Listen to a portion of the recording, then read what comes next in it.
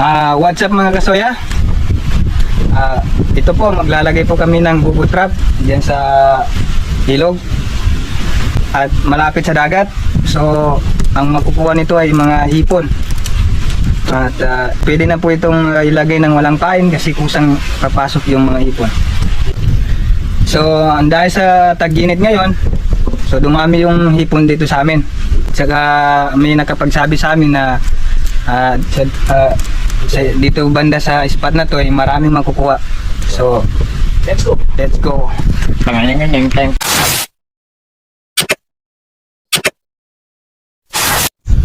Opia.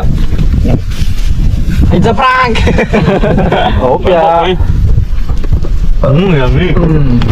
Pinabahan ko yun. Parang hindi ko nalalasahan yung kinakain ko. Pinagpawisan ako sa kanila. Lumapulod. Wala rin dito. Lumapulod dito. Ama ko, ano? Ano po siya? Usa ko lang. Ewan ko eh, gumana. Nasa din dito we play mo. Mga kasoya, ganitong paglalagay ng bubo trap. Lalagay natin dito sa ilog. Malapit sa dagat. Balikan lang bukas. Okay, maglalagay ako. Balikan na lang bukas. Dito yung pumapasok yung ipon. Ganitong paglalagay. Yan. Para makakuha ng ipon. Okay.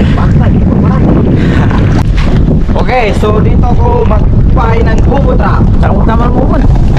Dito. Ito na ako ah. Sudado mo naman. Dito natin ilagay. Para makakuha. Tapos may palatanda. Palatanda ni Jaido. Okay. Guys. Yan na. Ayan po guys, dito po tayo maglalagay ng bubo trap. So babalikan po natin ito bukas. Sakaling maraming makuha ito. So tatalian natin ito para hindi maagos ng tubig. Para hindi mawala. Ayan po guys.